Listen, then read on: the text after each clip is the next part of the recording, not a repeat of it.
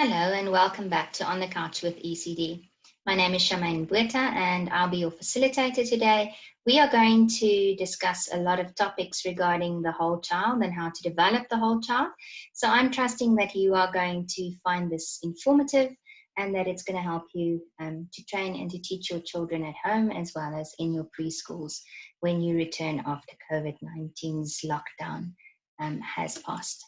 Right, so today I'm going to quickly go onto our screen. There we go. There we are. So as I said, you're on the couch with ECD and we are going to be discussing building the whole body video 2. These are the topics for today.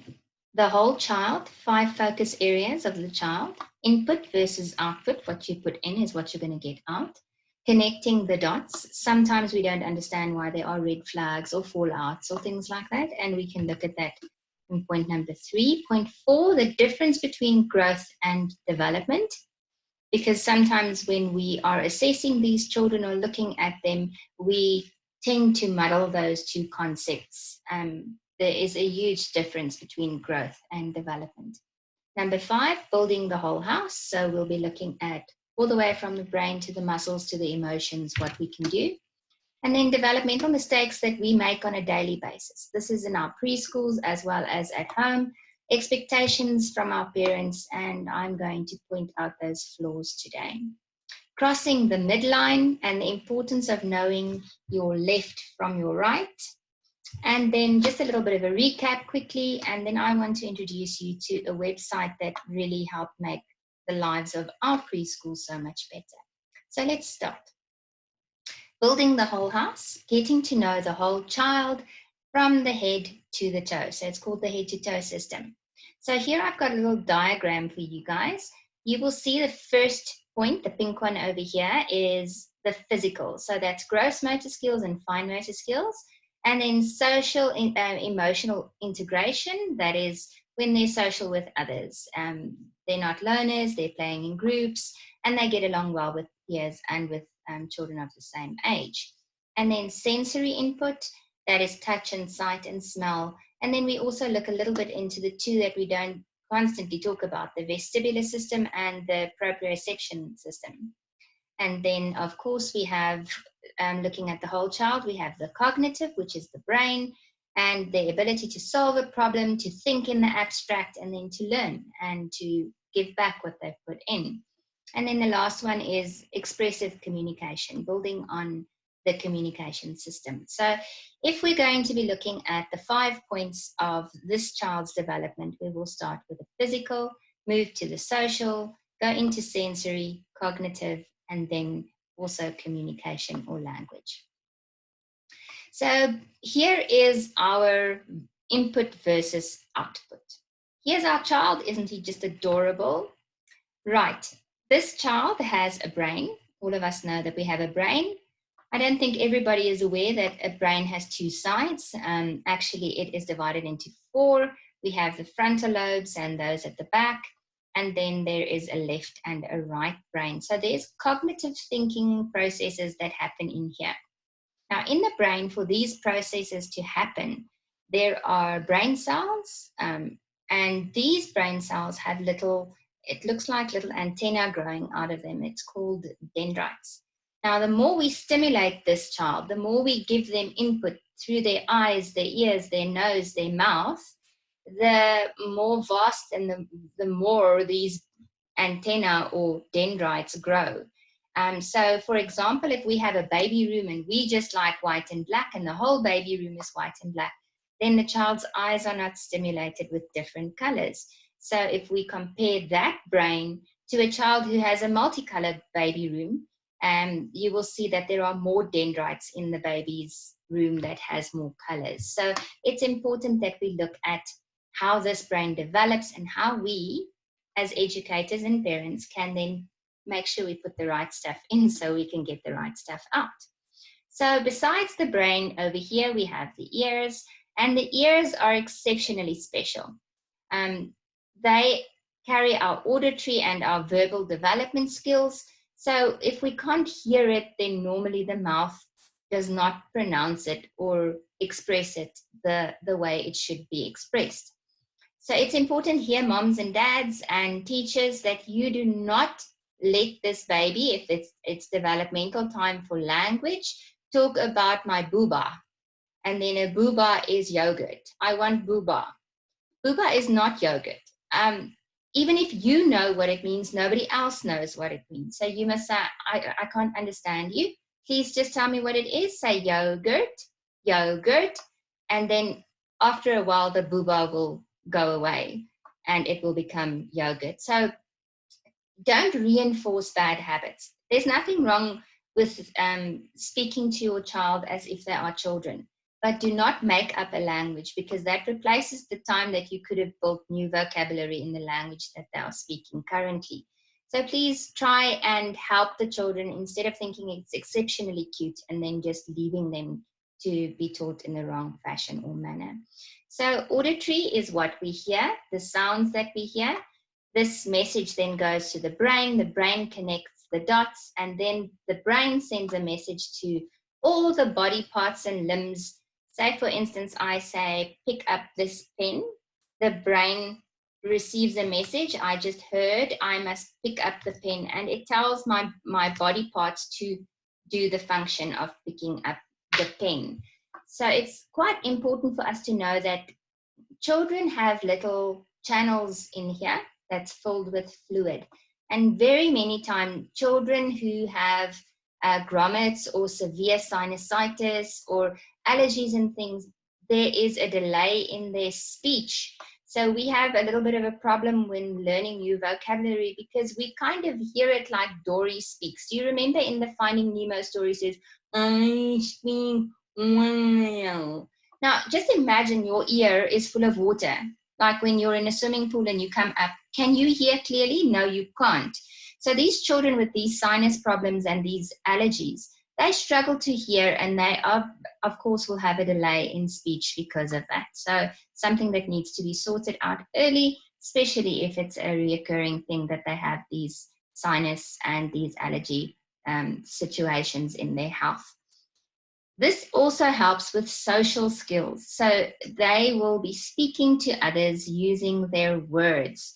And they will also use their bodies. They give hugs and they wink eyes and things like that. So communication is not just verbal, it is also a body communication. You know, if I'm upset with you, I will make my eyes big, and they will be able to understand the communication. My mom is not happy with me right now. So auditory, mouth and ears, very, very important. The mouth, everything goes to the mouth. It's got at the top of your mouth here, you have a kind of a hormonal excretion that takes place of happy hormones. So we have pressure points in our body where happy hormones are excreted. One is here in your shoulder, the other one's up here, and there are different ones over the body. But this is why babies like to suck their thumbs, because they don't feel safe, they don't feel secure, and if they feel like that, they are looking for security and safety, so they will suck their thumbs. And they most probably will like to touch things. Those are the children with the blankies, for reassurance the whole time. I'm okay, my surroundings are okay. So if you focus on the emotional, the thumb sucking will go away, and the dummy also kind of replaces that because it stimulates the happy hormones, those happy endorphins that are sent to the body through the palate of the mouth. So up to a certain point, it's not a problem if a child is sucking their thumb, but at a certain age, you know, this is a habit that needs to be broken. So smacking a child, or what we used to do in the olden days, in some cases it worked, but it didn't always work. There are certain things that you can do, rather reinforce with positive reinforcement and say, when they're not sucking their thumb, I'm so proud of you. You remembered not to suck your thumb. Well done. And that will deposit into their emotional piggy bank. The next one is the muscles in the body. Now, if you look from the tip of your finger, as I said in the last video, to your elbow, here we have our fine motor skills for all those motor functions that are close to us. The younger the child is, they have very little control over these muscles. So they will still have, I'm going to quickly show you, go out here. They still have, instead of a controlled function when holding a pencil, they will hold it flimsy. And when they are working, the whole rotator cuff in the arm will be working as well. So you will see they have a tendency, and they also have a tendency then to do this. I don't know if you've seen that with your children. They kind of stick their tongue out and bite it as they're concentrating. They just don't have that muscle control yet. And that is why core muscles, these tummy muscles down here, are crucial for young children. That's why we do burpees and pull-ups and all of those things with babies, to develop the core muscle, make them sit up straight so that they can carry their own weight, and the weight of their heads especially. Children have a tendency, the older they get, to sit like this, because their back and their core muscles are not strong enough to keep a very heavy head in the air. So let's exercise those core muscles. Exercise comes first before brain function happens. So even if you have the most clever child with a poor muscle control and poor muscle system, they will not be able to function optimally. So moms and dads, your children should be playing and building their muscles.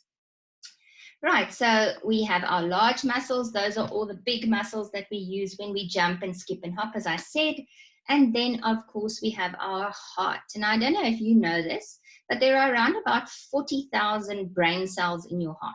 This is something that our pastor imparted to me when we were doing a sermon lesson in his church. And he said that this is kind of like your conscience. And the brain speaks to the conscience. The conscience says, yes, it's okay, or no, it's not okay. So we call this the crocodile. And when the crocodile is loose, that means that this child is unmanageable, because you can't tame a crocodile, right? Then the whole body cannot function. So we first have to calm down or zip the crocodile, get the crocodile in place, and make sure that they're emotionally sound before any cognitive learning will happen.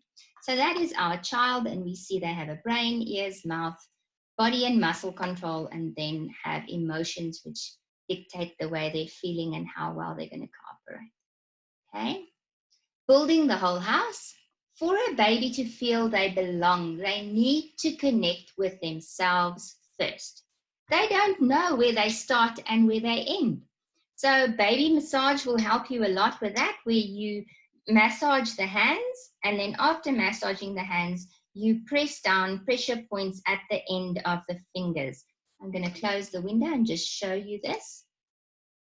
Right, so if you're massaging the baby's arms and hands with a nice lotion, you need to end here. And to teach vocabulary, we repeat things. So every nappy change that you have, or every time that you have to touch the baby and to play, it's important that you say, this is your left hand and this is your right hand, and this is where you end. They need to understand, and there are songs and rhymes that you can play. This is why children, especially young children, I don't know if you've seen, when you put them on a table, they just crawl off and they fall. The reason for that is they don't know where the table starts and it ends. They haven't found out in space where they are yet. So quite important to help them understand their beginning and end. And here also, they learn habits, and these habits are lifelong habits. So moms and dads, you are teaching blame shifting if you are spanking chairs that children are walking into. If your baby's just started walking and boom, they walk straight into a chair, you can't spank the chair and say, you naughty chair, why did you jump in front of baby? No, that is not a true reflection of what happened. What you should be saying is, say your baby's name is Sam, you say, Sam, next time you have to look, remember the chair is standing still, and they will not become blame shifters. Because those children have a tendency at the end of the day to say, it was Sarah's fault, it was Taboko's fault, it was Anne's fault. It is never their fault. So please be careful. The small things that we do have an impact on lifelong learning. Right, let's go back. So here we are now, and we are looking at this baby, where they start and where they end. Now, a baby first needs to become aware of their body, and they will put their fingers in their eyes, they will crawl under something and bump their head. All of that is normal, natural, and fine. They're not going to die doing it. And you can't protect them and put them in a ball of cotton wool, and they are never exposed to the world around them. Those little bumps and shoves and shuffles that they do get when they're exposed to play teaches them where their body starts and ends. So for body awareness, proprioception, where I know where I am in comparison to the world around me, they need to play. Crawl, roll, climb in things, climb over things, bump their heads. All of that is quite normal and natural. Controlling movement is known as balance. So to have that type of coordination, we have the vestibular system. Our vestibular system, if we're looking at the auditory tract where the ears are, remember I said there's fluid or liquid in the ear. Now, that fluid and that liquid is almost like a balance that you have to have so that you don't fall over. So a child with an ear infection or an adult with an ear infection, if you try and walk on a straight line, you can't. You walk crooked because the balance or the equilibrium inside your ear is not right. So it's important for balance that the juices and the fluids in the ears are right. So if you are struggling and you see your baby keeps on falling over and there's a problem, put them on a swing or swing them together with a second partner not too far from the ground in a rocking motion so that there's a new equilibrium that is formed within the ears. And reach and grasping at an object is also part of the vestibular system. Anticipating force, that's how hard something will push back, is called kinesis. Only when a child feels a sense of belonging does learning take place. Do you remember I said when the crocodile is loose and they don't feel safe, so they're sucking their thumb and they are whining and holding on to everything and everybody? They don't feel they belong. And here, teachers, you have to come in and you have to make them feel part of your class, make them feel loved, show them where their little pigeonhole is, show them where their seat is, make them feel part of the family. Children learn by using their senses. So for multisensory input every single day, they must feel it, taste it, touch it, see it, smell it, experience it with their whole body. And only if they've done that, learning has taken place. Okay, so there are two concepts that we kind of mix up and muddle up. So I thought I'd quickly just clarify them. The difference between growth and development. So I've got a few photos over here. Here is a child growing and another one growing. So this one is gaining weight and this one is becoming taller. So this is called, the green ones are called growth. That means when you increase in your size, you have now become bigger and taller and heavier. At the bottom, we have development.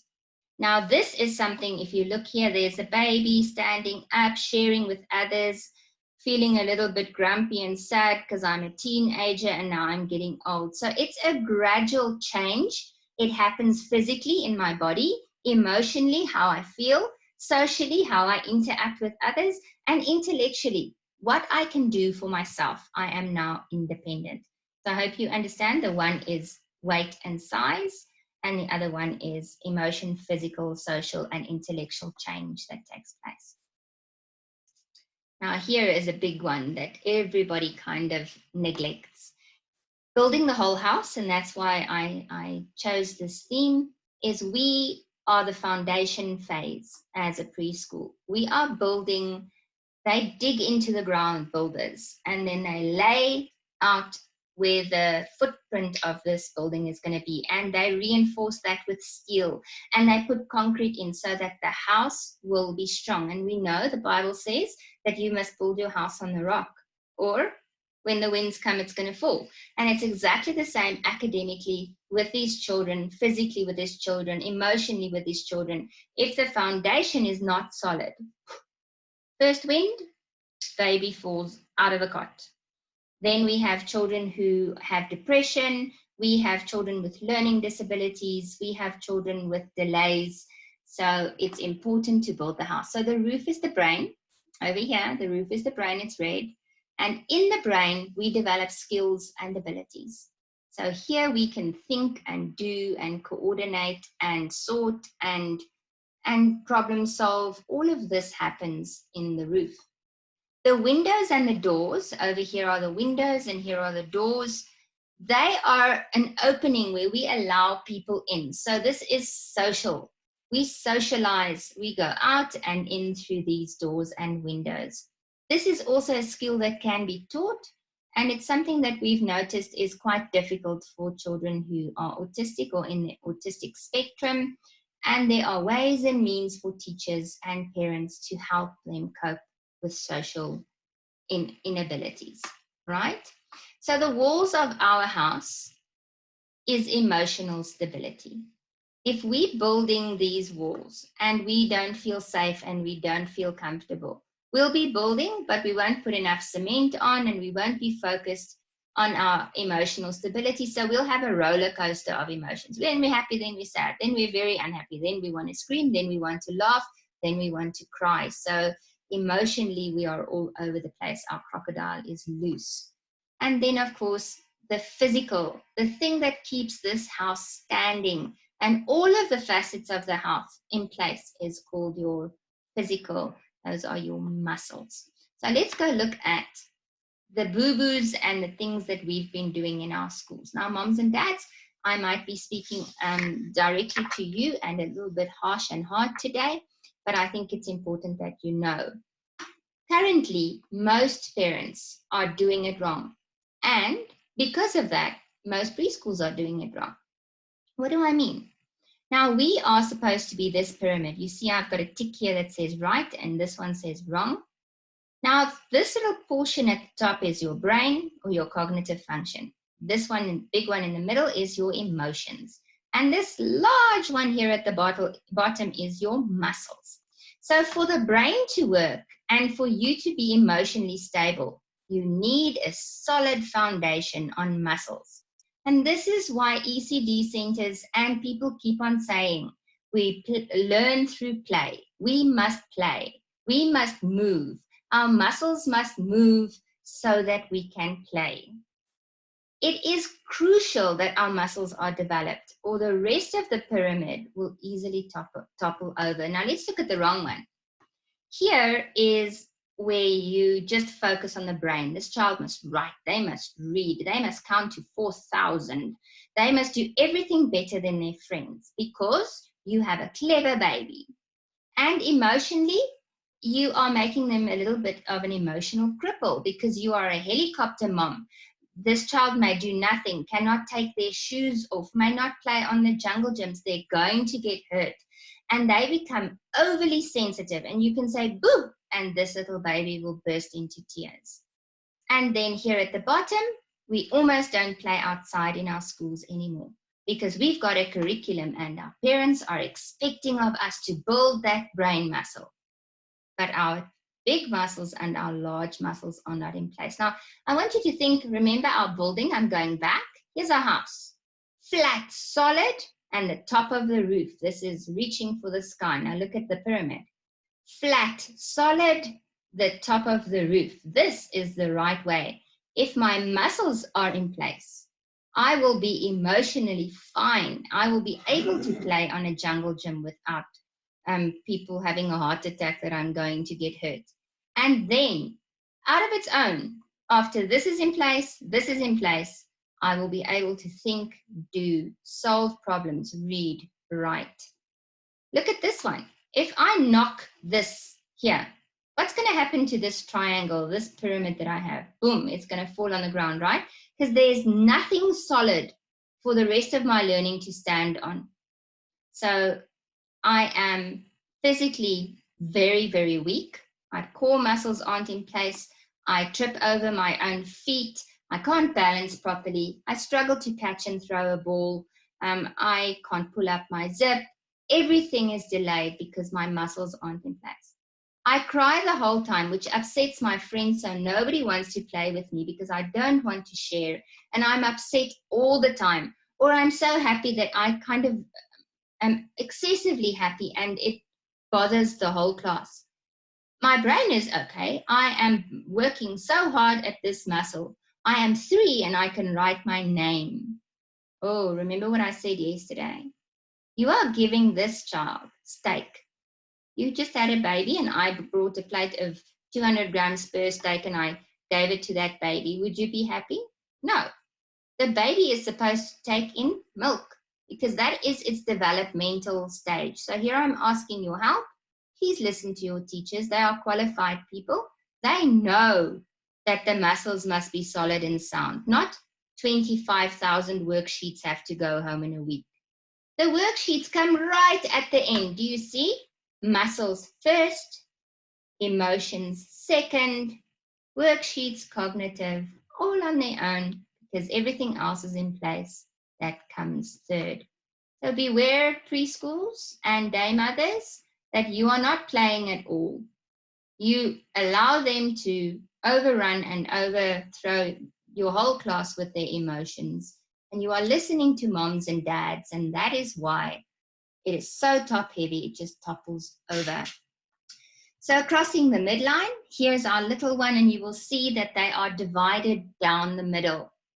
We have a left and a right side, and it is crucial that our right parts can stretch into our left and our left parts can stretch into our right. What do I mean with that?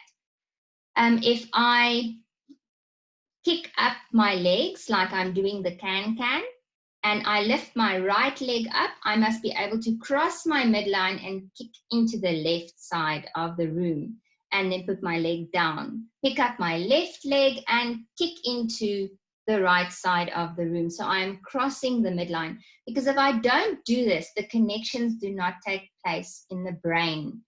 Here we have two brain hemispheres at the bottom. We have the left brain and the right brain.